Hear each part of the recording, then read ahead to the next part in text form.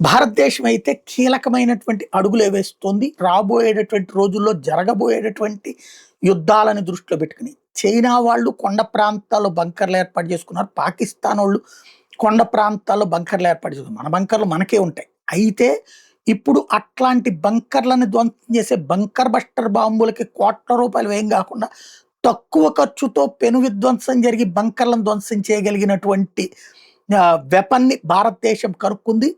మన రక్షణ పరిశోధనా మండలి, అభివృద్ధి మండలి డీఆర్‌డీఓ తాజాగా భౌమి అనేటటువంటి ఒక పేలుడు పదార్థాన్ని సృష్టించింది. ఇది long range stand of weapon.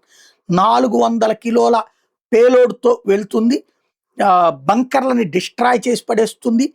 EN-24 IS 2062 grade steel ఉన్నటువంటి వాటిని కూడా పెనిట్రేషన్ క్రియేట్ చేస్తది.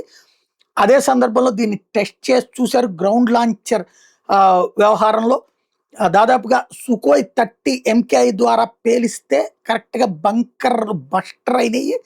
నేవల్ ఏజెన్సీస్‌కి, ఇటు పక్కన ఆర్మీకి ఇవ్వడానికి, ఎయిర్ ఫోర్స్‌కి ఇవ్వడానికి రంగం సిద్ధం చేస్తూ వీటిని పెద్ద ఎత్తున తయారీకి అడుగులు ముందుకు పడుతున్నాయి. ప్రస్తుతం 100 కిలోమీటర్ల దూరంలో గ్లైడెడ్ బాంబ్ ఇది. అంటే నిర్దేశిత లక్ష్యాన్ని డిసైడ్ చేస్తే రాడార్లకు కూడా అందకుండా వెళ్లి విధ్వంసం సృష్టిస్తది.